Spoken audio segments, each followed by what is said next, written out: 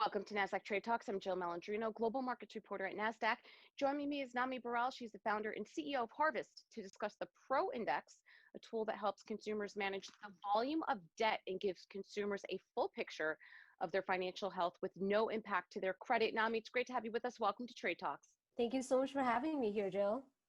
And before we get into the Pro Index, give us an overview with where Americans are with debt and savings. Absolutely. So let's talk about where Americans were before and after, right? So the typical average American, even before the crisis, was living paycheck to paycheck, does not have $400 in the case of an emergency, right? On average, customers have, even if you exclude mortgages, they have $34,000 plus of consumer debt. And over the course of their lives, they're paying more than $280,000 in interest. Now, you can imagine what's happening to that customer now, right? Post-COVID, people are losing their jobs, people have uncertainty in their income, volatility in income is one of those things that is just happening rampantly across the entire population. So the situation that was already pretty weak before has become even more dire right now. Where does Harvest fit into the consumer ecosystem?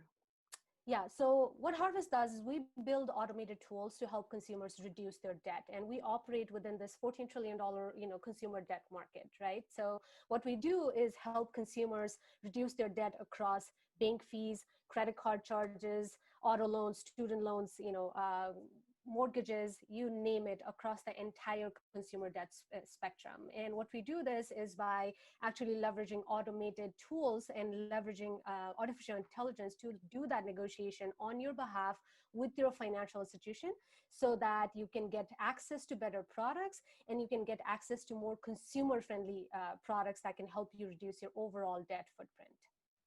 So how does that work? Let's say I were to call my credit card company and try and negotiate the interest rate down or smaller payments.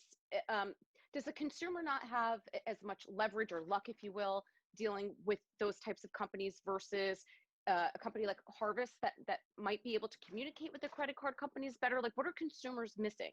Yes, absolutely. So what customers are missing is data, right? So when they do the negotiation themselves or when they talk to their financial institutions themselves, they have a data of one themselves, right?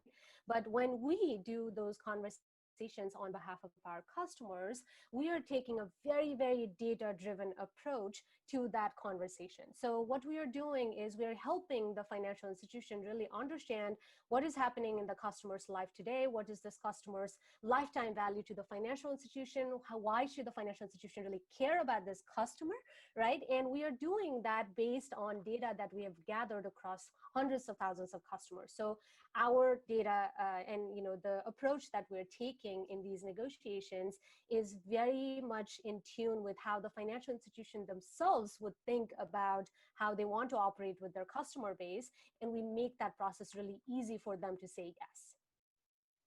And let's talk about the Pro Index. How does it give you a complete picture? Yes. So, when you look at a customer's creditworthiness or, how a financial institution may be looking at them up until now, generally the metric that defines your financial health that has been used in the current financial sector up until now is the traditional credit score, your FICO score to be precise, right? Now, a FICO score is a great piece of information to show you a certain extent of your debts or how you have been paying them or what your utilization ratio looks like, and a piece of other, a couple of other pieces of critical information. But it is still very much a lagging indicator of financial risk because it does not take into account what's happening in your life today. It does not take into account your potential. It does not take into account how disciplined you might be on your expenses outside of what is happening on your debt or your credit cards. So based on all of those things, what the Pro Index does, it combines the information that the traditional credit score is able to get and augments that with your transactional information. What is happening with your spending today? What is happening with your income today? What is happening to your unemployment or employment? And how is that salary trending over time? How disciplined are you about your finances? Does 100% of your spending go to our essentials? or does it go towards other things that you could actually start saving? So based on all of those things, looking at your spending, looking at your debt, looking at your traditional credit score, the Pro Index is able to provide a firm baseline of what your health is today and how it trends in the past and today and in the future. And it's a complete picture, not just credit score, but credit score and cash flow. Yeah, see, now that makes total sense to me, because let's say you have a 10-year history, you pay everything off, everything's on time, you either tragically get sick or you lose your job, which is happening in the COVID-19 Absolutely. environment.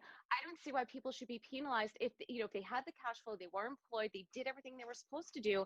If Exactly. you, so do you think when it comes time for applying for a home, applying for a car, anything that requires credit worthiness, do you think creditors are going to take into um, an account like what a Pro Index is showing as a complete picture, or do you think they're still going to stick with traditional FICA methods?